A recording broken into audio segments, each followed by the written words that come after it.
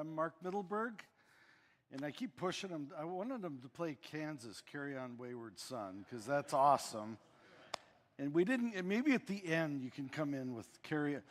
That was actually part of my testimony. I was working in a record shop in the 70s when I was in my prodigal era, not walking with Christ. And we got this new album from Kansas, that's my band, okay? And I started selling lots of stereos because it sounded so good with songs like Carry On Wayward Son and other ones with real spiritual overtones. And especially the Wayward Son, I'm going, this is about the prodigal son from a rock band. And then the more I'd hear it, I'm going, and I'm the wayward son, which I was. And God really was kind of speaking to me through it. That fall, I came to Christ. And then I thought, but this guy's not a Christian. Kerry Livgren's the guy who wrote that music. So I actually wrote a letter and sent it to the record company sharing Christ with them. Never got to him. Came back to me about 6 months later. We really needed social media back then, but we didn't have it. But Kerry came to Christ about 2 years later, I think, and is a committed Christian, and about half the band of Kansas are Christians now. And get this, I got it, you know, it was cool getting some well-known Christian leaders to endorse the Contagious Faith book. But if you look at the last endorsement, it's from Kerry Livgren. And he talks about how this book will help you learn to reach wayward sons and daughters for Christ. So that's cooler than any preacher. Ed Stetzer's okay and Rick Warren's okay, but Kerry Livgren. All right, so I'm going to keep going. Were you all, anyone new to this session that wasn't? Okay, quick review. A lot of you, okay. Quick review. We're talking about how to take ordinary churches, which often means inwardly focused churches that have kind of lost their evangelistic edge. How do we turn them back into the evangelistic outposts they were meant to be? Regaining that spirit, that heart for evangelism. And by the way, who's running slides? If you go back to the picture of the book, I did write a book called Becoming a Contagious Church that has chapters on each of these steps that I'm going into, and that's still available if you want to kind of go in depth with what I'm teaching here. But what I talked about is a biblical, I believe, biblical, transferable, 6-stage strategy or process for helping turn churches back into evangelistic places that I think they're left on the planet to be. And I said stage 1 starts with us as leaders. We need to, we don't have to be good at it, but we have to really try, and we have to show our church we're serious about living out these values so that people see that we are, becoming contagious Christians ourselves and contagious leaders. And so I talked in detail how we can elevate that value in our own lives. Then out of what we're doing in our own lives, stage 2 is we need to then spread that value to the leaders around us, to help them become more focused on this, to help them grow hearts for lost people, to help raise their evangelistic temperatures as well. So kind of those 2 steps are about creating a culture of evangelism. And it's not a program, it's not an event, it's organic. It has to kind of grow in our own hearts, our own lives, our leadership teams. We tell stories. We inspire each other by taking risks for the sake of the gospel. And that's how I think this whole thing spreads and how it becomes normal in a church to prioritize lost people. Then I had just started on stage 3. There's 6 stages, and I had just mentioned this one, but I want to say a little more about it. This one says that I believe every church needs to have someone in charge of local outreach efforts to reach our community for Christ. I said that, as a mentor of mine used to say, whatever's important in the church has a name by it. Children's ministry has a children's ministry director. You know who that is. Youth ministry, you have a youth leader. Worship, you have a worship leader or a choir director or whatever you call it. You got it. You got a name by it. And yet most of us claim to be evangelistic churches that prioritize the Great Commission and no one's in charge of it. So that's kind of a review of what we did in the first session. Now I'm going to pick up there, and I want to tell you about my friend Carl. Carl was he passed away about a year or two ago, but Carl was kind of an older mentor in my life who I met. He was from North Dallas, super successful, the kind of guy that buys and sells businesses like most of us change socks. I mean, it was like, no big deal. Yeah, I bought a new business. Yeah, here's what I'm doing. Very successful, but also a committed Christian, loved Jesus, loved to introduce, people to the Lord. And that's why he loved what I was doing and supported my ministry. In fact, the book I just showed, he actually let me stay at a guest house at his place in Dallas. When I needed to get away from all the busyness, I stayed at his house and wrote about half of that book at his guest house. Here's why I'm telling you about Carl. Sometimes we'd go to dinner around the time I was writing this, and he was kind of feeding into it. He said, Mark, let me tell you what a business needs to do. Any business that wants to survive and thrive into the future, they just need to do two things really well. And I go, well, that's interesting. I wasn't sure why he was telling me about how to run a business, but I thought, okay, tell me. And put this down that way if my kneecap wants to say something, you can hear it. He said, two things a business needs to do to survive and thrive into the future is, one, serve its customers really well, and two, always be finding new customers. Oh, that's good. Oh, thanks, Carl. If I ever start a business, he goes, let's apply it to churches. I go, okay. He said, churches need to serve and some of you don't feel comfortable with this. I do. I mean, he's applying business lessons to the church, okay? He said, churches need to serve their current clients really well. That's what most of us spend most of our energy doing, right? He said, serve your people well, but always be finding new customers. And then he looked at me, he goes, Mark, in the average church, who's in charge of finding new customers? And this is part of what awakened my awareness to this whole point person role, that every church needs a leader. He said, as I look around, my observation is most churches have no one in charge of it. And he said, let's go back to the business world. Can you imagine a business doing well that had no one in charge of marketing or sales? Or worse yet, he said, what if the economy takes a bit of a downturn? Can you imagine a business going, wow, things are getting tight financially. We're going to fire our sales and marketing teams. It would be like, no, that's the exact wrong thing to do. He said, that's the attitude of most churches. They don't think they can afford to put someone in charge of evangelism, and it tells you a lot of why they aren't reaching new people. They don't have new customers. And they don't have anyone new coming in to serve really, really well. And he said, it seems to me, and he said, this is a classic case, he said, of the missing person. And then he told me about this. He said he was actually a guy who helped bring about this change. He said, let me tell you about the car industry. He said, there was a day where you went in, let's say it was a Saturday, you went into the Plymouth dealer or wherever you were going. Remember Plymouth? That used to be a car company.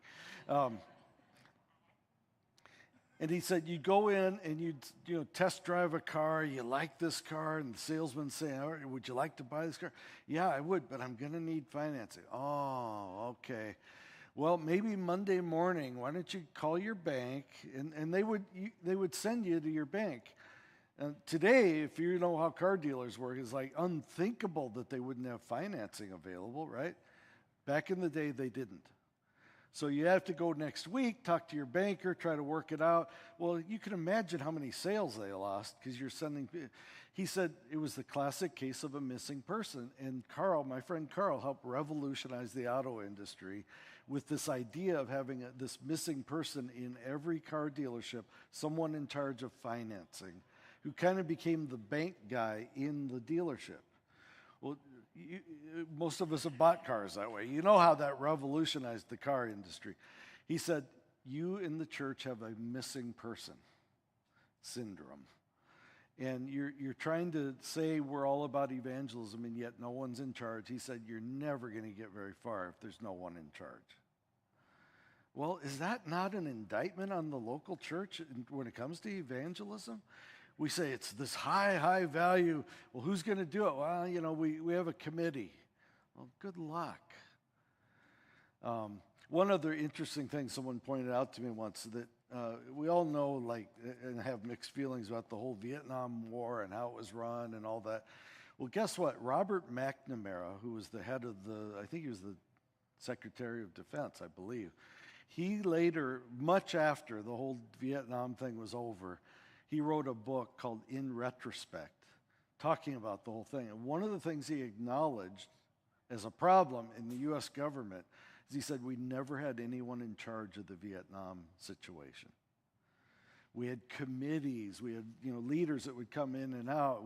And then you'd have turnovers of presidents and new administrations. It was just like this football that kept getting kicked around. No one was in charge of saying, what are we even there for? Do we have clear goals? Or if we're there to do something, let's do it and win and get out. What are we trying to do here?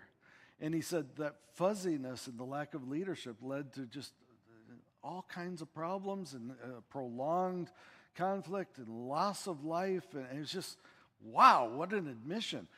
Well, that's kind of the local church when it comes to evangelism. We don't have anyone in charge of it. And you say, well, the pastor's job. Yeah. Pastor's job is everything. The pastor cannot do this one alone. And here's an illustration I've used for years, but it's fun to use being in the Pacific Northwest, because I live in Colorado, so you'll get the illustration here. The topography, if you saw an org chart, or not an org chart, but like a chart of evangelism passion in your church, like the chart goes up when it's high and down. The topography that you would see is like the mountains in the Pacific Northwest. Hundreds of miles of relatively flat land, and then boom, here's Mount Rainier. And it goes up, and it goes down, and it's this incredible mountain, and then flat line until you get to Mount St. Helens or whatever. You've got a few of them, but they're pretty few and far between, right? That's what the chart looks like in local churches when the pastor's in charge. Because the pastor has too many things to do. We're trying to raise money. We're trying to build a building. We're trying to get people in small groups, or fire up this whole Sunday school thing and get someone new to figure it out. And you're just sweating. You got all this stuff, many hats. Keep changing hats. It's like, oh man, we got to reach our world for Christ. And Christmas, let's do a thing on reaching our world, and we'll use it to build up the holidays. So you give it energy. And then you teach on it. You do a 3-week thing or something. And here it is on the chart. You're at Mount Rainier. And you give it energy, and boom, it goes up. Because people, if they're saved and the Holy Spirit's in them and they read the Bible, they know evangelism is like the mission. So you give it energy and preach to it, and boom, it goes up. And then you got to get back to this capital campaign and send the year. I got to teach on stewardship. And as soon as you turn your back, there's the other side of Mount Rainier, and it flatlines. And then you come around, and a year later or whenever, sometime down there, you go, what happened? I thought I already handled the evangelism. It went up, it went down, now we're flatlined. I got to give this some energy. Well, there's Mount St. Helens right here, and then it doesn't just go down. It kind of has a dip in it, and then it goes. But anyway, you see what I'm saying? That's the topography of a church where the pastor's in charge of evangelism. What I'm advocating is a partner to the pastor who's a high-level, really good leader who partners with the pastor and other senior leaders. And when you do this, you've got now the topography of where I live, the Rocky Mountains. Yes, there will still be ups and downs, but the whole terrain, even our flat line is a mile high, Denver. And then you get to the mountain, we have what is it, like 14,000 foot mountains? So you got this, but it's all up here. You're operating at a whole different level. That's what happens when you got a point person. So the pastor preaches a series, And the point person's, partnering and helping make this happen. So it goes to 14,500 feet. And then the pastor gives attention to other things. It comes back down to about 11,000 feet. And then maybe the point person does something and it goes back up to 13,000 feet. See what I'm saying? It's just a whole different ballgame.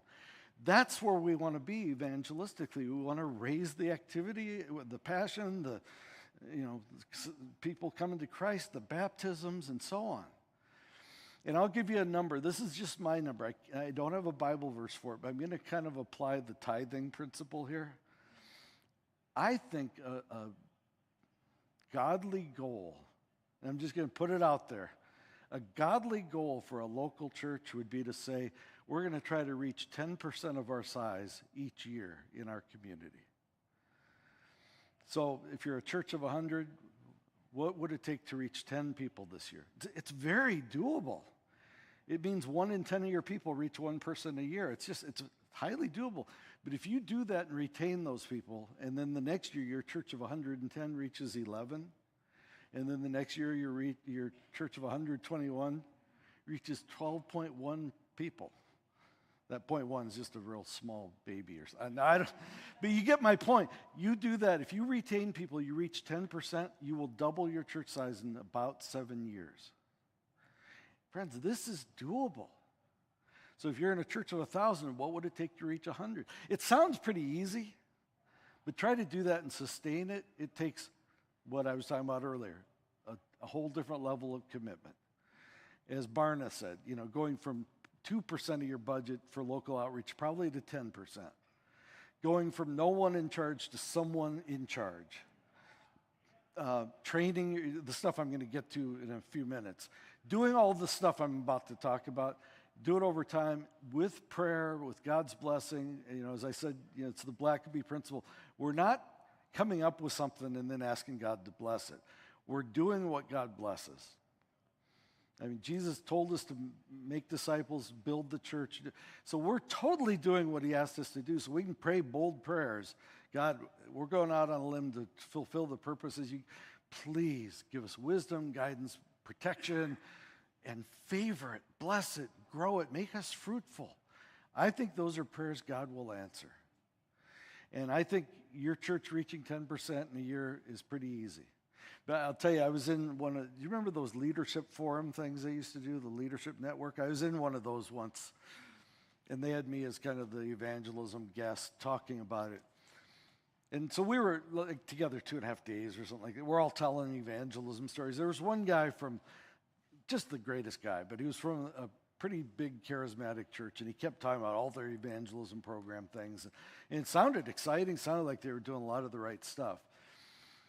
But at last day, I kind of gently put out this 10% idea. And he got really quiet. And he said, our church is about 2,000. He finally spoke up, very different tone, very humble. He said, you're really getting to me with this 10% thing. He said, our church is about 2,000 people. And last year, we count. He said, last year we reached 67 people, which we felt pretty good about. But you're saying we should probably try to aim for reaching more like 200. And then I loved what he said next. He goes, going from 67 people to reaching 200 in a year,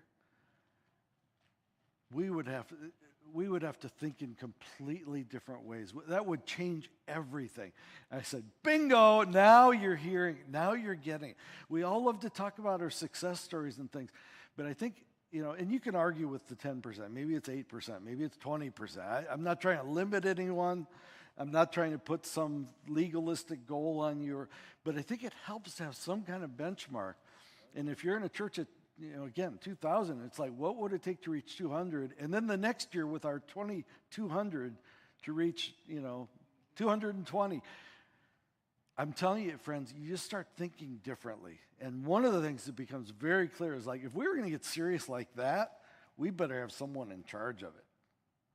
We need someone who's finding new customers, we need an equivalent of a sales and marketing team without all the crass sides of that, but someone who's going to figure out how to grow this church evangelistically through the gospel.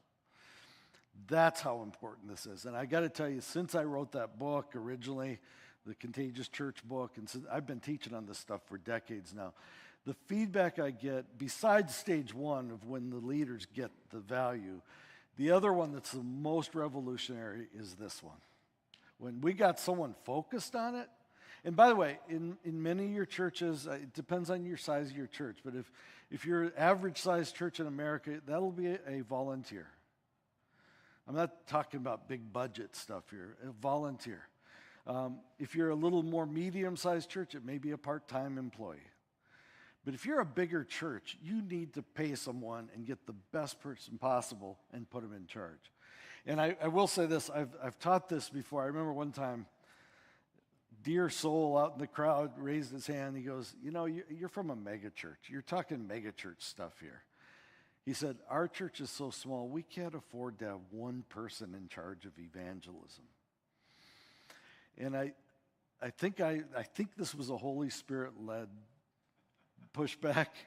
I said it with a twinkle in my eye. I said, friend, your church is so small, you can't afford not to have someone in charge of evangelism. Because he had already told me his church was 50 people. I'm going, 50 people? Isn't there someone you could have focused on this? Because you only have 50 people. You're trying to survive. Well, get someone focused on survival by reaching, if you could reach 5 people this year, you know. And he took it well. And I also quoted, I love the book Purpose-Driven Church by Rick Warren. I think he's got a lot of great principles. It's a book that's kind of been forgotten. It's a good one to go back to. But one of the things he says is, he said, even if I was planting a brand new church and I only had 5 people on my team, I would put one of them in charge of evangelism, and I wouldn't let them do weddings and funerals or marriage counseling or any, I'd say, your job is to grow this thing and figure out ways we can spread out into the community and reach new people and incorporate them. So I'm just telling you, it's revolutionary when you have someone whose job is to lay awake at night and pray and dream and scheme and build teams and figure this thing out. And the more they do that, the more successful you be. One last thing on this. And again, I have a whole chapter just on what that person should look like for a point person in a local church. But one other thing I want to say is shoot high for who you're looking for. Other than the pastor, I think this may be the most important role in the church. If you agree with what I said last night, this is part of why Jesus left us. This is the main reason we're on the planet is to reach a lost world. Well, if you agree with that, what could be more important than this? So you're not putting someone warm and willing in this role. And let me especially tell you what you're not looking for. Do you have one of those evangelistic fanatics in your church that just obnoxiously is always talking about evangelism and pushing it? And I mean, I hate to talk that way, but do you have someone like that? Most churches do. I mean, when I first got hired at the first church I worked at in Chicago, I hadn't even started yet, and some guy got my phone number somehow and calls me like on a Saturday night. He goes, yeah, I'm part of the church. I hear you're the evangelism guy. I go, yeah. He goes, when are we going out? And I said, what do you mean going out? He goes, well, like to the train stations and stuff. And I go, to do what? He goes, to share the gospel. I said, God bless you, man. You keep going, but it's not really exactly what I do. And of course, he thought I was like worthless at that point. I had an evangelism conference once where I had Rick speak. He said, every church has the evangelistic zealot in their church who everyone avoids because they're overbearing. And he said, if you're sitting there thinking we don't have one of those, it's you. I thought that was pretty good. I would never say that, but Rick said that. So I learned very quickly, and it was intimidating having this guy. I'm going, this guy's a lot braver than I am. He goes to train stations. It's like, what do you do when you get there? Well, you walk up to people. And again, I'm not against that. Some people are amazing, and I'm not sure if he was one of them or not, but he might have been. But that's more style 5 that I talked about last night, and that's a very extreme expression of it. But some people are good at open air. I'm friends with a guy who I used to always say his name no one had ever heard of until now he's famous, Cliff Connectley. Young people all know who he is now because he's got this YouTube channel that has exploded. He's a guy who's been with InterVarsity Christian Fellowship for about 120 years. I mean, he's been doing this stuff forever. And he is good at open air evangelism. He goes onto college campuses and stands in the crosswalks. A little like Charlie Kirk. He was actually, I think, on Charlie's show with him and stuff. But this is more of an organic, like this guy's just out there alone. You know, he doesn't have a tent behind him. He's just out there. And I told him, I said, Cliff, God designed your body for this. He's tall, lanky, and he has long, skinny fingers, and he talks. And if you've seen him, he's dramatic. He talks, and he's like this, and but students are captivated by it. He's done this for decades. And here's my reason I'm talking about him. God bless him. I love it. Not me. I'm not going with him. That's a little too close to my London experience, right? I have another friend, Greg Steer. Have you heard of him? He's the Dare to Share guy. He's trained about 2 million high school students to share their faith. But he sends them out just to talk to people at the malls and stuff. I'm afraid to go to lunch with Greg because I know he's going to want to pray with our waitress before we order. It's like, and I love it. I love it, but it freaks me out, okay? So I'm just being really honest. We all have different styles and different approaches, but you need an evangelistic point person. Now, Greg would be an amazing one, but you don't need the train station guy. Because then as soon as you put him in charge of evangelism, everyone's going to go, we were already freaked out by this guy. Now you're giving him power.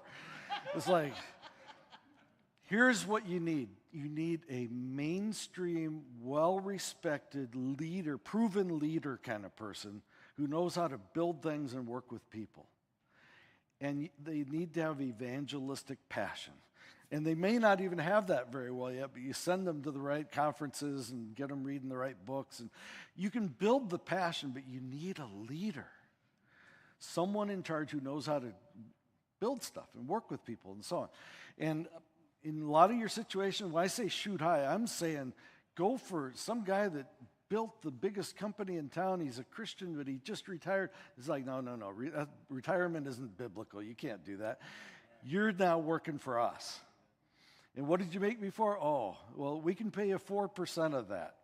Or maybe we can't pay you at all. You don't need money. Stop asking us for money. You give us money. Come on. But you say, this is the most important job you're ever going to be. It's much more important than the widget business you built. We're going to reach the world for Christ, and we need you to lead our church. That's the kind of person I'm talking about. When I was at the Association of Churches, we hired a guy who was I think he was the vice president of Monsanto. And he took a 90% pay cut to come work with us. But he had passion for evangelism. And so, that's the kind of stuff I'm talking about, getting the best leader you can. And maybe they haven't built quite the kind of thing just examples I just gave, but the best leader you can imagine. Because you want someone who's going to be a peer to the pastor. Someone the pastor isn't looking at as kind of a, underling or nuisance. Someone that they go, I could have lunch together with this guy every month and just talk strategy and pray together and figure out you want to have a debate with an atheist and a Christian? Well, really? Well, how do we build it? How do we get publicity? Well, let's put together a plan. Oh, we need some money. All right, let's talk to a couple of people that would maybe support this. That kind of a peer that you can strategize with. That's what I'm talking about. So that's stage 3. The question is, what's the job description? And the answer is stages 4, 5, and 6. So see, this all fits together, okay? So stage 4, the first thing, and by the way, I'm kind of replaying. I was hired by Don Cousins, who's now a pastor in Orlando. Anyone remember him? His son is a guy named Kirk Cousins. You may have heard of Kirk. Kirk, the quarterback. Anyway, his dad was the guy that hired me and Lee Strobel into ministry. He introduced Lee and me together back in 1987. But when he hired me, he said, the first thing we think we need to do is train everyone in the church to share their faith in natural ways. I said, I agree. So that's what I worked on. That's what produced the original Becoming a Contagious Christian course, which I've now, that one's gone. We've completely updated and revamped in this Contagious Faith material. But let me tell you the kind of the values behind this training and this whole idea. I'll come to that. Go ahead and put the picture up. I'll go ahead and talk about it first. So on the left is just the regular book that people can read and get inspiring stories and ideas and so forth. But that's just ideas. You know, here's one of the mistakes that gets made in evangelism, especially by pastors. We think if we teach on something, then people can do it. So here's an example. You have a lot of snow skiing up in the mountains here? Yeah? Okay. Like we do in Colorado. Imagine giving a great talk on skiing and then putting people in skis at the top of a mountain. It's going to be ugly, right? I don't care how good of a talk you gave, how well you explained it. People don't learn how to ski down a mountain by a good talk. I mean, they might get inspired to try it, but there's this thing in between good talk and inspiration and skill. And the thing in between is called training. Training is not the same as teaching. And again, I'm talking elementary here, and a lot of you know this, but pastors confuse the two a lot. They think, again, if they teach well, people have been trained. No. Here's a key I learned from a training expert. She said, you got to remember this, training always involves trying. And you don't generally have people trying stuff when you give a good sermon or even an 8-week series on evangelism. Trying is a whole different. So let's go back to the skiing illustration. You're 45 years old and you say, I've never skied in my life, but I'm going to try. Well, how do you do it? You go to a ski slope somewhere and you get beginner skis and you go to the bunny slopes. It's very humiliating because they're going to be 4-year-olds skiing between your legs. They're going shoo, shoo, and they're having fun and you're trying not to fall on your butt. And then you do. Because it's hard to stand up on skis when you've never done it, right? If those of you who've tried. And you can apply this to water skiing or, anything. I mean, we're not good when we first did it. It's embarrassing. Even playing tennis, you're out there, you're going, I'm good at hitting home runs. Is that good? No, that's the wrong sport. You're not supposed to hit the ball out of the court, So you have to learn the basics first by trying. So you're on the bunny slopes. The first thing you do is learn how to stand up. Then, how do I get going? But quickly tell me, how do I stop without being a snowball like in the cartoons down the side of the hill? But you do that for an hour or two, and you kind of learn how to stand up. Your muscles hurt already. You haven't even gotten on a slope yet, but then gradually you elevate. You go, okay, I'm there. And it's the principle I said last night. That'll become boring after an hour or two. Now you got to add some risk. So you got to go on a moderate slope. And you are going to fall, and you're going to learn the hard way. But you learn skills by trying. Training always involves trying. And most of what we call training in churches is not that. But in evangelism, what I developed here is, and this is the course on the right. This is the one with the red band at the top. It's a 6-week video training course where you have people not just hear ideas, but try them. And you see the video thing. It's on the inside front cover is a unique code that unlocks the videos. And not that people really need to watch the videos individually. You do it in a group, and then you say, okay, we talk about how you can naturally share your story. Okay, we break it down, little 3-part outline. It's pretty simple. Now that you did it, write down kind of the core ideas from your story. And I have a 3D thing. It's like, what did you initially discover? What did you, it's been a while since I've done this. What did you decide? And what difference does it make in your life? So what did you discover? It's like, well, I was raised in a Christian home, so I saw the gospel. This is my story. What did you decide? Well, I put it off for about 6 years, then I was a black sheep, and I was a prodigal son. But I finally realized my way was not working, and I needed to follow Christ, so I finally said yes. Lord, please forgive me, take my life. From here on out, I'm age 19, I want to follow you. What difference does it make? Oh, man. The reason I resisted Christ is I wanted to have fun and adventure in my life. Guess what? When I decided to follow Christ, the difference it made is the fun, and not, I don't want to say it's always fun, but the adventure of my life began at age 19. A kid from North Dakota, suddenly I'm teaching in England and going around the world. Adventure began. So that's kind of my story. What's yours? Write it down, 3 Ds. What did you discover? What did you decide? And the decide is I responded to the gospel and asked for Jesus' forgiveness and leadership. What difference does it make? And that's the real one people want to know. Is it better following Christ? What difference does it make? Tell it in terms that apply to my life. Is your marriage any better? Is your work better? Is your, you happier? And I'm not trying to sell it, and I explicitly warned, don't candy coat it. I used to have problems, and then I found Christ. Now I have no problems. Like, oh, shut up, just be real with people, okay? But knowing Christ is better. How? What difference does it make? So we have you kind of think that through. All right, now we're going to pair up. And just with the person next to you, just talk through that 3-part outline. We'll give you each a couple of minutes. Okay, we time it, boom, you do it. This is all part of this training. And then after you do it, you go, okay, how did it go? What did you learn? Let's try it again then. And you should take turns telling each other your stories. This is how skills grow. Now you're ready to get off the bunny slope and get out there and talk to someone in the real world. Another illustration for trying in a training environment, it's like flight simulation school. See, I flew, was it yesterday? Yeah, yesterday I flew from Denver to Seattle. I'm really glad the pilot of my airplane had first learned how to fly over mountains in a flight simulator. Aren't you?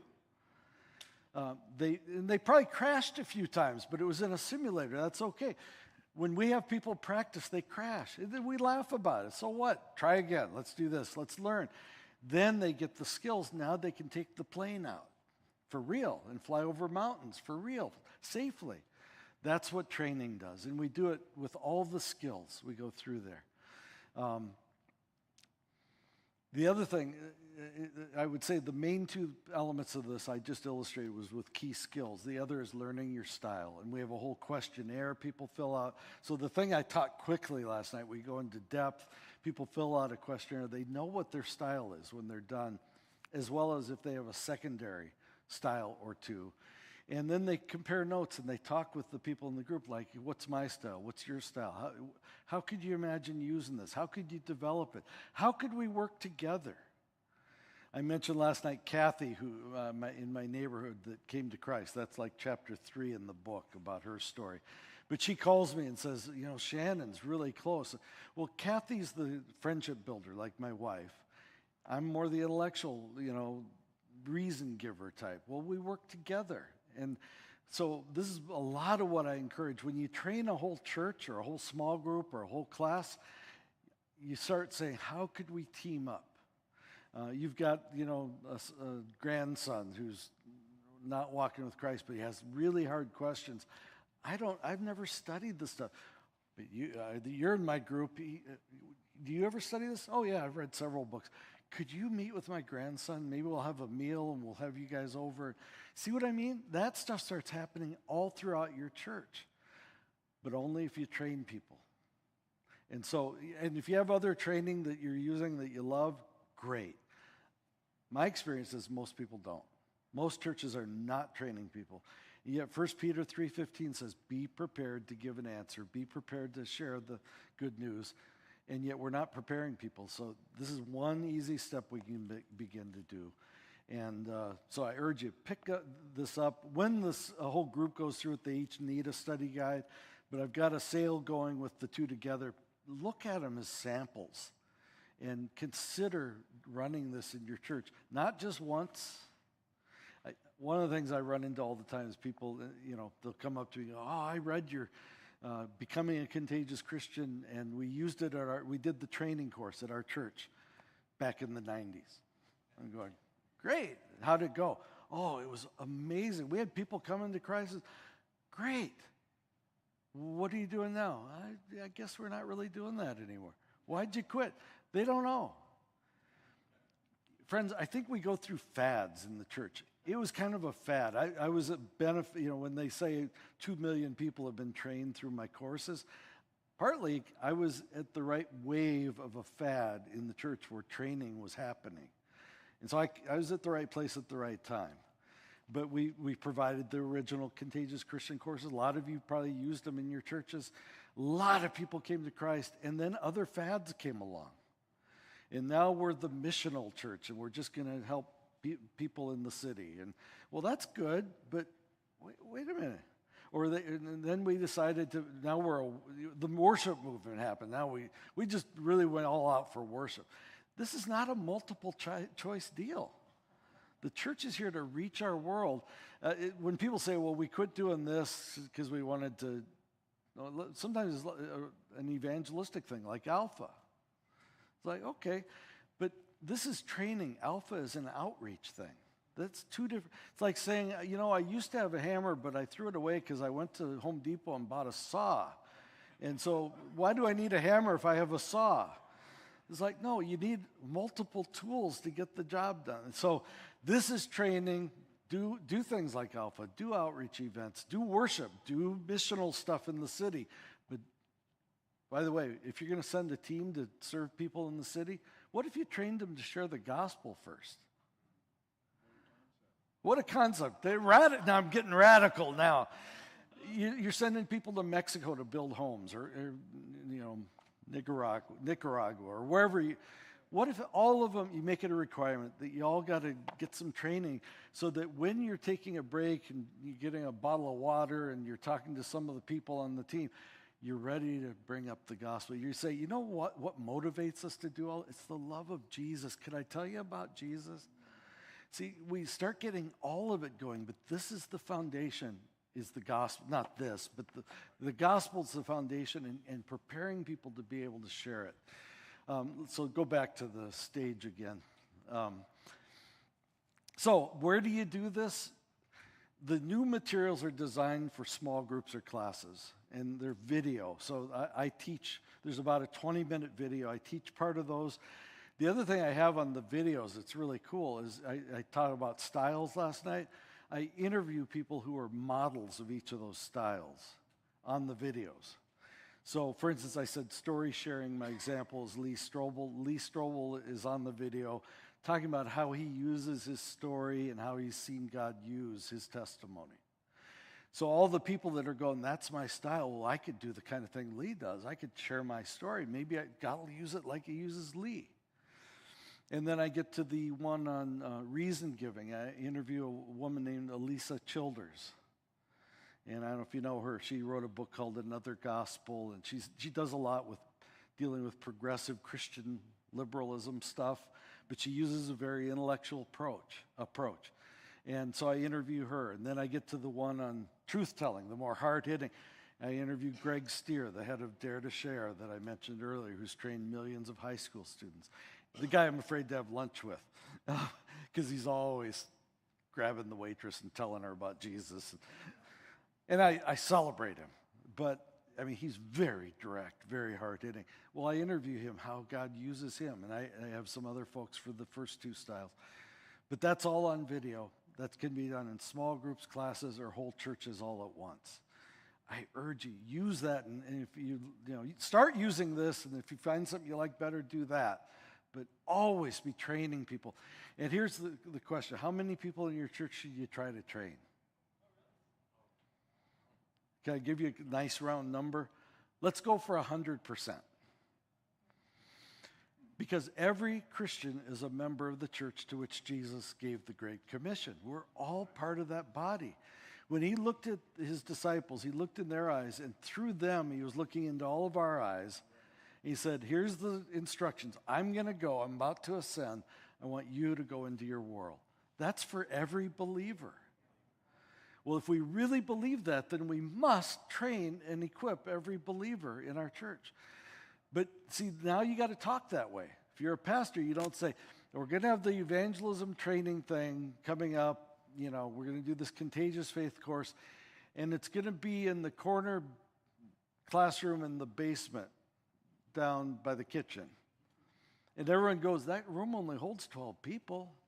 Oh, this isn't for me. He doesn't expect anyone. See, if you really want to train everyone, you got to treat it and talk that way. So, all right, we're all going to do this. In fact, my goal is by the end of this year, let's say end of 2026, my goal is that all of us do this. And so there's 3 ways. You can do it in your small group, or you can join this class, or we'll do a weekend seminar. And the weekend seminar is going to be here in the main auditorium. Why? Because we're all coming to this. See, you treat it, that's leadership, and that's elevating the value that is supposed to be the core mission of the church. Let's treat it that way. Don't put it in some corner room with someone teaching it that no one likes, and you got to treat it differently. So that's training. I'm going to go on the stage. Yeah, I've got about a half hour left. Before I go on, I've been given so much information. Is there any question about the training or about what I've said up to this point, this session or the last night or earlier session today? Just anything while I take a breath here? Yeah. I'm wondering, I agree that we continue to train, but I'm wondering how often you've seen, like, say we take our whole church through Contagious Faith, and then should we try to do that like annually, or you know what I mean? Like sometimes when we're told in our jobs to go do this training again, then it just becomes so law, and it's actually this is not something that should be law. This is not something that should be wrote. We know that. Right. But what's a way that we can kind of keep it fresh and train and retrain? Yeah. You know what I mean? Yeah. There may be ways to freshen it or have different people teach it or, have some testimonies I was doing this once at Mariners Church in Irvine, California, which is a very big church in the most spoiled area of the country. You talk about hard time promoting something, try doing it in L.A. He's like, well, do you have any celebrities there? Or you got a rock band? No, we're just going to teach you. It was hard. So I thought, let's get a rock band and let's get a celebrity. And I at the time was doing a lot with Stephen Baldwin, the actor who had become a Christian. So I had Stephen Baldwin there, and I got a worship leader from San Diego. And we ended up getting a few hundred people out for a Saturday. So I've tried, it's a little like artificial sweeteners a little bit, but it helped get some interest and so on. But I think the bigger fuel is vision from the leaders who just say, look, this is why we're on the planet. And, talk the way I did last night. We have this window of opportunity to reach people, and some of them are going to suddenly be gone. And you're going to regret not making the most of the opportunity, acting with wisdom toward outsiders and, stuff Paul talked about. We want to get all of us ready. And so I'm the pastor now. As a pastor and all the leaders of this church, we're committed to this. In fact, the first training, which is starting this week, wherever, all of the leaders are going through it. I'm going to be there, and we've got our point person here, this guy right here, and he's going to be teaching it. And so we're all doing this, and if you can't come this time, we're going to do it again, especially at the beginning. I'd offer it more often. If you can't do it in January, then do it in March. If you can't do March, we got May. We're coming after you. And here's what's so cool. I mean, I don't want to make it sound like some burden. You're going to love this. And then what you do is you get the first crop of people, and you have some of them get up and give testimonies. I used to do this in Chicago. I remember once at the end of the year, I did a thing that I interviewed a bunch of people who had been led to Christ that year by people in the church. So I had a young teenager whose mom led him to Christ. I had him and his mom up there. And then I had someone who led someone to Christ at work, and I had them tell the story. And, just kind of went around and had a bunch of those stories. When people hear that, they're going, I want to be part of that. Could God use me? I don't have the spiritual gift of it. No one does. Forget about it. Just come, and you're going to learn how to do this. It's not that you have to be gifted. Romans 1:16 says, the gospel is the power of God unto salvation to everyone who believes. All you need to do is learn how to wield a powerful message.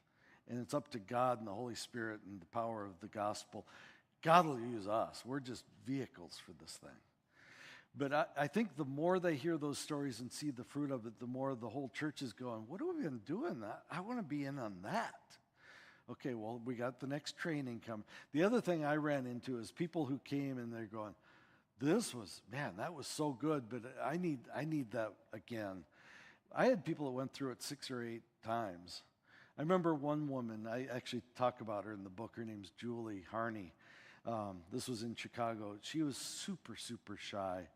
One of the most introverted people I've ever met. She came to my office to ask me some questions about how to reach her husband for Christ.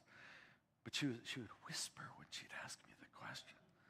And then I'd answer it, and she would hardly look at me. She'd write down what I'd say. But just so shy. But I said, well, we have the course, and it's coming up whatever date. So she came, and she got all excited. So she kept coming back through it. Just kind of became a regular, contagious person. She led her husband to Christ. She led both of her teenage daughters to Christ. She led a nephew to Christ. In 1 year, she led, I think it was 14, 16 people to Christ quietly. And here's the point. She has some radical personality change. She still whispers to people. So she'll meet with people one-on-one and sit down and have coffee, and then all of a sudden that person's a Christian because God uses Julie. She's just amazing. We had a bookstore at our church, and she was one day as a volunteer doing Christian greeting cards and organizing them. And some woman came by and she said, hey, I've never been in the building here. I've never been to your church. Could someone show me around? I will. Julie volunteers. Julie walks her through the church, and this is where the junior high kids meet. Let me tell you a story about a kid that, she's like infusing vision throughout this tour. They end up at the other end of the building on a bench praying together, and she leads her to Christ. But this is a woman who went through training over, and it just was part of her culture. And so I think repeated efforts, and I'll just give you that was an example from many years ago. I'll give you an example. I have a friend named Aaron. He lives on Vancouver Island. And he's part of a Pentecostal church there. And he reached out to me one day. He said, I read the new Contagious Faith book. I love it. I'd like to teach this in my church. Can you give me any advice? So I called him. He couldn't, he's like surprised that we talked for an hour. Well, he's become sort of my clone in Canada. And he's doing this. He's now taught it in his church 7 or 8 times. The very first time he taught it, some people, it was coming up to Easter. It was like maybe 3 years ago or something. The very first time he taught it, some people took a risk and invited a bunch of people or a family they knew, invited them to their Easter service, ended up leading the whole family to Christ on Easter. Well, what does that do to the training group? It's like, hey, that thing we talked about last week, I tried it. The whole family came to Christ. Well, now everyone else is fired up. Well, now, like I say, he's taught it about 7 times. And that's in the Pacific Vancouver Island's part of the Pacific Northwest too, right? Even though they're Canada. Huh? We'll take it. You'll take it? Okay. I think a very similarly secular culture. And that's what God's doing through this guy. In fact, he's now gearing up to do it at other churches and stuff. He's great. But anyway, so that's the fruit I see of training. And it just, you get people practicing. One more thing. We did it once where we'd been teaching it over and over and over for many years. And then we decided to do it with the whole staff of our church. And it was on a staff day. So Lee Strobel and I, and Gary Poole, another colleague, we trained the whole staff. There was a woman on staff who had been a Christian for like 60 years. She had led people to Christ in the past, but it was not recent for her until we went through the training. And then that weekend, she led a young person to Christ. And so later we said, tell us, her name's Sybil Towner. Some of you might remember Dick Towner, who did a lot of teaching on Christian financing and stuff like that. But anyway, this is his wife. She said it was practicing in a team, in our flight simulation thing, where I practiced the gospel, it reinstated my confidence and excitement just to practice with someone in a room, so that I was ready when I ran into someone that weekend with a question. I was able to lead the scout to Christ. So training is transformational if you do it with prayer and preparation. And again, you're training them in the most powerful message on the planet, the power of God unto salvation. What a power to wield as we train ordinary believers to share the extraordinary message of the gospel. All right, let me keep going here. I've already kind of illustrated where I'm going with stage 5. As you do this, let me use a swimming illustration. We're throwing everyone in the pool. In other words, we want everyone to get their feet wet. We want them to get in the water. We want them to learn how to swim. This is for every member of the church. It's not normal not to do this. This is normal now, okay? But then, as you do it, some of those people just don't want to get out of the water, and they start swimming laps, and you start seeing some people that are like, this is their thing. Julie was one of them. But there were others. A guy named Fred, I remember, Don Cousins challenged Fred to come to the training that Lee and I had just put together. Fred's going, look, I'm not an evangelist. Real fast-talking Italian-type guy, recovering alcoholic, part of AA. Well, Don threw him in the pool anyway. And he went through our training. All of a sudden, he got excited. His new life mission was to lead everyone to Christ at his AA group. So he'd go, and he probably broke some of their rules, but he would go, and it's like, okay, this week we're talking about your higher power. Your higher power could be a telephone. It could be a doorknob. It doesn't matter what your higher power is, just whatever you want to trust to help you. We all need a higher power. So Fred would kind of put up with all that, and then he'd give people a ride home afterwards. He's going, you know the thing we just did? They were right. You need a higher power, but let's not be ridiculous here. Doorknob ain't going to help you, okay? Let me tell you about the real higher power. He would share the gospel on the way. He was leading people to Christ every week. And we kept track for a while. I mean, scores of people through this character, fast talking, like a Danny DeVito evangelist kind of guy. And my point is, though, guys like Fred, gals like Julie, other people, is like, this is their thing. When you teach a 6-week course and someone comes up and goes, they're almost mad, like, why do we have to quit doing this? You know, why don't we keep talking about it? This is too important. All right, these are the people you're looking for. Because then you say, all right, we're going to put together a team of people who want to keep doing this. This is kind of your thing. If there's a spiritual gift of evangelism, they're the ones that have it. And if there's not, there are people with passion in this area. There's, like me, like Lee, I mean, this is kind of our thing. We're going to get together, and I called this, when I first did it, I called it our frontline team. This is the people on the front lines of the action. This is people that want to be about evangelism. And team, I use the word team very loosely here. By the way, I'm not going to go into great depth. I'm going to run out of time here. So this is one to get a lot of the details from the chapter, but here's the big idea. It's more like a pep rally. And what we would do is we'd get leaders from the various ministries who want to really grow in this area, and we would assure the people in those ministries, we're not trying to steal your people.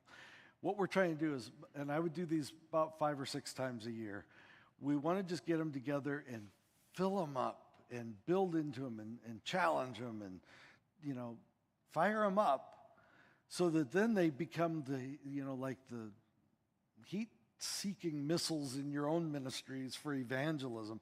Because like you lead the you lead the junior high ministry. Send me some of your guys. Let us fire them up, because you need evangelists in the junior high ministry and high school and the ushers and whatever, you know, the women's ministry, all over the place. We'll build into them, send them back out. My friend Nancy, who was part of that team, she did her PhD on this model at Trinity Seminary. She said, here's my illustration for stage 5. She said, it's like, and she's from Arkansas. She's a real thick guy. She said, it's like barbecuing. I go, in what sense? And she goes, well, if old-fashioned barbecue, you got the briquettes. What you do is you pile them up, the black, briquettes. You pour the lighter fluid on them, and you light them on fire. I said, yeah. She said, that's what you do at those frontline meetings. And you keep them together long enough to get them all little white edges. You remember old-fashioned barbecue? Okay, you get it so the briquettes are all starting to burn, but don't leave them together too long, they'll burn up, right? Then you spread them out throughout the grill, and now the whole grill is hot, and you can cook on it. She said, you get all these key people from all the ministries of the church, you pile them together, start them on fire, and then spread them out throughout the church, and it heats up the whole congregation. That's the vision I have for Stage 5, and that's what we've done. So, and that then becomes your team to do everything else you want to do, and they help run the training and so forth. But then finally, Stage 6 is the one most churches wanted to start with in the first place. Now it can have impact. And that is unleash a variety of outreach ministries and events throughout your church.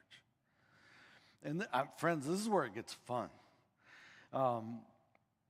And I know a lot of churches leaders kind of thought, well, outreach events, we've tried that, it didn't work.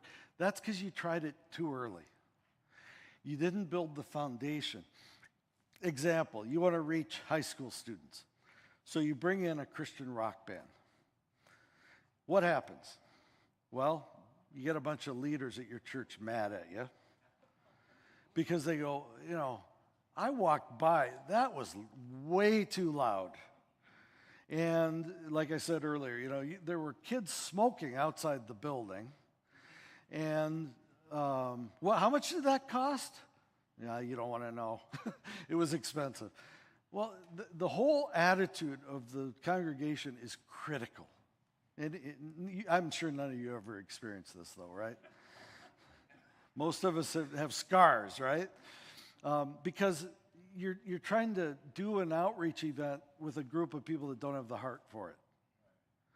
And they're not talking like, if you were in my last session, I quoted Luis Palau. I think that was the last session, wasn't it? Which session was that? Okay. Luis Palau, when he was in his 70s, he was interviewed at a regular news station in Portland. And the woman's looking at Luis, he's in his 70s, and he's bringing all these hip-hop groups to his festivals. She's going, Luis, you don't really like this music, do you? And without missing a beat, he looks at her, he goes, well, of course not. He goes, I don't like that music, but I like the people who like that music, and I'm called to reach them for Christ. So I'm willing to put up with music I don't like for the sake of people who need Christ. That's a story to tell to your person who's mad at you for bringing some band in to reach your high school students. Be like Luis, okay? But that's a change of heart. It's a change of values. And I'll tell you, the people who get most mad at you, most of them have grandkids that no longer go to church. And sometimes we just need to help them connect the dots. And he's like, they come up and they go, I didn't like that music. I'm going, well, that's good, because that means I was probably hitting the target, because it wasn't designed for you. They go, what do you mean? I'm going, it was for your grandkids. Have they started going to church again yet? No. What are you doing to reach them? Well, I preach at them at Christmas. I was like, okay. Maybe you ought to try a band that they like, or at least a style of music they would listen to, and maybe invite, instead of being mad at us, why don't you pray for it? Support it. Christian music? Is it, what kind of music is it? Yeah, I'm talking about Christian bands. You're talking about A Christian rock band. Yeah. So you bring in a Switchfoot, and they're not really very evangelistic usually. I mean, they're more. But, part of this is my background. When I first came to Christ at 19, I was part of a very traditional Baptist church. My girlfriend, Heidi, who later became my wife, she was going to college, and she was roommates with a very secular gal from Canada somewhere. Mindy was her name. We got Mindy to go with Heidi and me to my Baptist church. And I'm not making this up. When it was over, Mindy, we went out to lunch. We're thinking we'll take it a next step. Mindy's going, why do you guys go to that place? She said, that was so weird. And honestly, she was at the class, and our teacher got off on some tangent that he was a high horse thing. And it was just an embarrassment. Now, I love the people there, and the church is it turned around. It's a whole lot better. But at that time, I'm going, how do I reach my friends who don't know Christ? And so I found out about this, I'm going back to the late 70s here. I found out about this new thing happening called contemporary Christian music that nobody had heard of, especially not in North Dakota. And I started bringing Christian bands in, rock bands who were Christians. And some of you are old enough to remember, the first band I promoted was Sweet Comfort Band from Southern California, Brian Duncan. And they were good. They were like a Christian Toto. I mean, they were really good. And the guys, Brian's still singing. And so I brought him in, and then I invite the whole community. It's like, and the subtle message was, if you don't like church services, you might like this. Because at the time, churches were so traditional. Now, most of those churches are doing that kind of music. But it was radical at the time, let me tell you. And I have a few scars and stories. So we brought them in. We brought all kinds of these different groups in. And God used it. And some people came to Christ along the way. And a lot of people in my generation thought, okay, I can like good music and be a Christian. And they ended up in churches. Some of them were pastors and leaders. God really used all of that. But again, I'm not trying to push rock concerts or something. I'm saying what would be relevant. Some of you live, in places where it's jazz or it's country or it's, Paul said, I become all things to all people for the sake of the gospel. What is it going to take to reach? Maybe it's not music at all. It's some kind of game night or we did a debate. And again, this is the variety of things I'm talking about. Nobody did debates in churches when we did this in 1993. In fact, I was friends with Norman Geisler, the great apologist, late apologist. Geisler told me, don't do that. I said, why? He said, it's too dangerous to have a debate, to put an atheist on your stage at a church. And I respected, this is why I delayed the decision for a couple of weeks just to pray about it. Because we were putting the guy that was considered the national intellectual, authority for the American atheists. Madeline Murray O'Hara was still alive then. And this is the guy that wrote all the articles attacking Christianity for their American Atheist news magazine and stuff. We put him on the stage of our church and let him do his thing. But we had William Lane Craig there to counter him. And by the end of the night, 97% said the Christian had won, and 47 people became Christians. So that was an outreach event that fit me and Lee Strobel. You may say, I would never do that. Fine, don't. Figure out something similar or something else. Maybe it's a marriage seminar. I'm not trying to say it's one or the other. The more people you have fired up and the more you build the team in stage 5, then the more you can do more outreach things. We did a golf clinic once. We found out there was a guy at our church who was a golf pro, who was a strong Christian, a great golf teacher. So we did a golf clinic, free golf clinic, sponsored by the church. People sign up. And he ended up out on the putting green. I'm not a golfer, so I don't know. Whatever. I don't have the patience for golf. I golfed once in the 90s, and it was so good it lasted me my whole life. But anyway, this guy was really good at it. He does his thing, but he shares his testimony in the middle of it. And we actually had a woman on the green pray to receive Christ right there in the middle of our clinic. And we laughed later. We said it wasn't even designed to actually lead people to Christ on the greens, but we allowed it. It was like, okay, we don't mind. We did a thing once, a sports breakfast, and mostly aimed at men. But there was a guy who was real well known in Chicago named Chuck Swirsky. I don't know if any of you remember that name, but he was in a lot of sports magazines and stuff. So, and everyone called him the Swirsk. And he was real big on secular TV stations, but he was a strong Christian. So we invited him. We said, breakfast with the Swirsk. And it was, this thing. And I remember a woman, she said, I've been trying to get my husband to go to church for years. And even at a church like this, it's outreach-oriented, he would never come. But when he heard about the Swirsk breakfast, it's hard to say. When he heard about the Swirsk breakfast, he came, and she said, he not only loved what Swirsky did, but he really liked you and Lee, and he said at the end, he goes, all right, this place is cool. Now I'm ready to come to church. So we view this, some things, I used to put it on a continuum, like some things are harvest events. I love Greg Laurie and his harvest crusades. Some things are designed, we're going to have a prayer and an altar call. We're going to lead people, by God's grace, we hope to lead people to Christ at this. Other things are golf clinics or breakfast with the squirrels. They're like early, almost pre-evangelism, but trying to get people moving that direction. But this is fun. We also, one of the things we did is we brought on a guy named Gary Poole, and we did evangelistic small groups. He called them seeker small groups. He now calls them spiritual discovery groups. But we at one time had, hundreds of people in evangelistic small groups, non-believers in groups with Christian leaders studying the Bible. And we had hundreds of people come to Christ through those. So I'm not trying to prescribe any of those. I'm just saying, when you build the foundation and then you do some of this stuff, you don't have people with their arms crossed, like scowling at you, like, why are you doing this? No, they're already building friendships. They're praying for lost people. They're inviting people. And then you say, we're going to do this concert for your grandkids. And they're going, I've been praying for something like that. Should I come? No, you don't want to come. Just pray for it and support it and encourage your grandkids. And, if you sell tickets for $10 or something, buy a bunch of them for all your grandkids. And they go, okay, I'll do that, and I'll just stay home and pray. Perfect. And, then some of those grandkids come to Christ, and it just expands. And it becomes a life-giving, radiant city on the hill of evangelism. And that's what we want our churches to be. But it builds on that process and that foundation. That's my process. And again, you can read the details if you want to get, I don't have it here, but the book, Becoming a Contagious Church, gives a lot more details.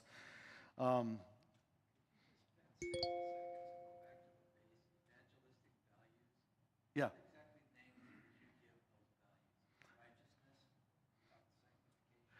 Well, those are more just the important Christian values, righteousness, sanctification. I'm talking about the missional values that I talked about last night. You got to know your mission. Every one of us are his witnesses.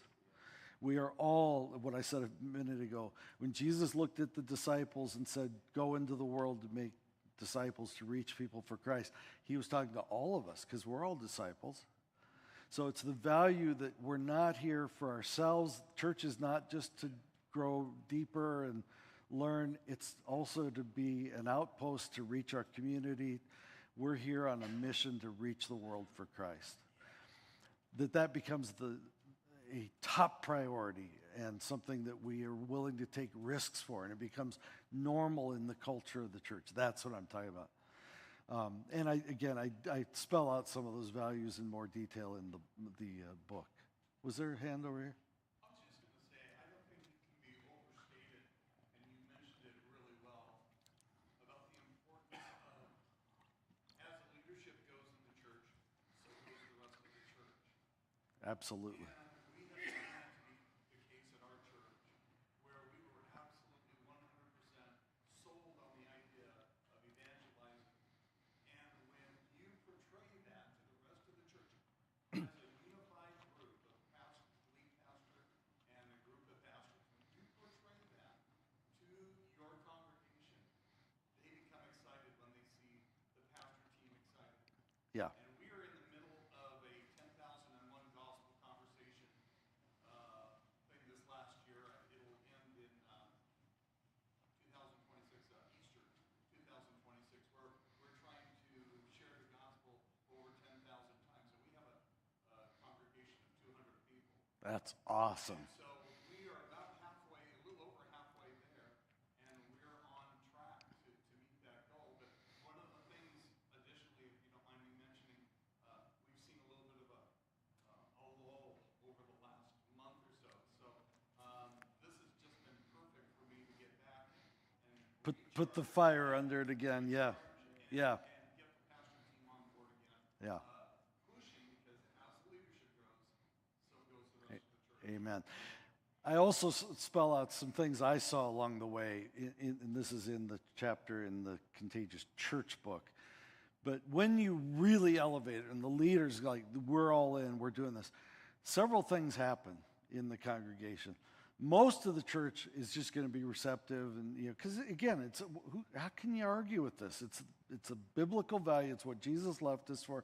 If you have a Bible and the Holy Spirit, you're going to agree with this. But some people still will disagree with it, and so there will be a few people that really resist it. And my advice is be patient. There are some people, back in North Dakota when I was first doing this, I got called in front of the deacons and they thought I was supporting satanic music because it had a beat. And, the beat came from Africa and somehow that's bad. And, it's just there was no logic. And I'm quoting Psalm 150 where it says, praise him with the stringed instruments and the cymbals and resounding cymbals. Almost sounds like syncopated cymbals to me. And, I'm doing these debates, but I'm telling you, over the years, most of those people changed. But one thing that can happen is you have some people that go, if this church is going to do that to try to reach those people, I don't want to be a part of it. That's when we have to be ready to say, I hope and pray your attitude will change, but that is unbiblical. And if you don't want to be part of a church that's doing this, find another church. And again, that's a last resort. I've seen young pastors get too quick to talk that way. That's a last resort. Be patient, be loving, but there may be an impasse where you finally just say, you are standing in the way of how God is leading this church with, and by the way, he's leading us with biblical values, biblical commands. Unless you can bring something biblical to me on this, get out of the way. And so you will repel a few people. But I'll tell you what, the last thing that happens, you attract like-minded people from all around the community who go, I want to be a part of that. And I'll end with this story, and then we'll close. But Can you say how do you own and model? Say it one more time. Evangelistic. it just means as leaders, we need to stretch ourselves to live these values. And remember, leaders, yeah, you, him, especially him. And remember, I talked about praying and passages of Scripture and having a partner, all of that stuff. Here's my last story. When we first started doing a ministry like this, Lee Strobel and I, we heard rumors that a woman had visited the church, was kind of in the periphery. So I tracked her down. And at the time, the name meant a lot more. A lot of people don't remember it. But this was the widow of Paul Little, who wrote Know What You Believe and wrote the book Know Why You Believe. These were classic Christian books. And so Paul was a hero of mine, even though I never got to meet him. He died in a car accident. But I heard his widow was visiting. Her name's Marie Little. So I looked her up. And Lee and I went and said, we're having lunch. It's sort of like Jesus with Zacchaeus. We're having lunch at your house today. And we went all the way. She lived a ways from the church. And we hit it off. We had such a friendship. And she was already in her 70s. But she said, I love what you're doing in this ministry. And we said, well, that's great. And she said, but most of my friends, they're going, why are you going to that church? They use rock and roll at that. And I said, well, what did you tell them? She said, well, it's not my kind of music, and I know it's a little stretch, and it's a lot of young people over there, but people are getting saved over there, and I got to be where the action is. And Marie Little became one of the key members of my evangelism team. And, she was like her husband, Paul. Paul Little was a friend of Billy Graham, built the Lausanne movement, the whole thing. So she's on my team, and she would sit in the front row at all my classes, and she was like my elderly cheerleader. It was just hilarious. She was wonderful. And 577-0638. I memorized her phone number. And because I'd run into people in the lobby, and I remember a guy came up to me once. He goes, hey, Mark, I want you to introduce you to my wife. She's visiting the church with me. His name was Ed. He said, my wife's a Sikh. And I said, oh, it's great to meet you. And I shook her hand. She said, well, I have a lot of questions. I don't know if I believe what you guys believe. I said, you need to meet with my friend Marie, 577-0638. Here's her number. She met with Marie. Within a month, she was a Christian. From the Sikh religion. I did say, well, we're a Sikh-friendly church, so it's... But she came to Christ, and Marie became this key member. So my point is, when you really hold these values up, you might repel a few people who are standing in the way of building an evangelistic church. I grieve it. I never want to do that, but it might happen. Most people will go with you and learn and grow in this area. Most people are receptive to good teaching and biblical values and all. And you will attract some stars who are like part of churches that don't do this, and they're looking for a place like yours to join you in it. So it's pretty cool, and they can be, some of your greatest assets. I later ended up doing the eulogy at Marie Little's funeral when she died finally. But anyway, it was just a great saga in our lives. I want to just encourage you one last time. I mentioned this quickly. I have this book, The Reason Why Faith Makes Sense. It's an evangelistic giveaway. I have churches buy it by the case just to give to visitors and stuff. We have those out there. I don't have these with me, but my buddy Lee Strobel just completely rewrote his Case for Christmas book. And he really put energy and time. It's a great evangelism tool. Mardell's is selling this for $2.50 a copy now. I don't go anywhere without these in either my glove compartment or my trunk or in my, wherever it is. I hope it's still here. My computer bag. And yesterday I gave one of these to a waitress, and I talked with them, and hey, I just want to give you this book about faith. And they always, oh, thank you so much. And especially around Christmas, give these away. But anyway, the Reason Why is out there. And then some of you, maybe you already got this. Who's your point person in your church? Pick up a set of these for them. And, maybe you're not sure. Maybe you got 3 ideas. Pick up sets of these. Get people reading this stuff and considering doing the training. I don't want to put any of this back in my suitcase, so please get them, put them to work, read this book, and I'm telling you, it'll fire you up for evangelism. I say that because that's what people say. Read the reviews on Amazon if you want to see.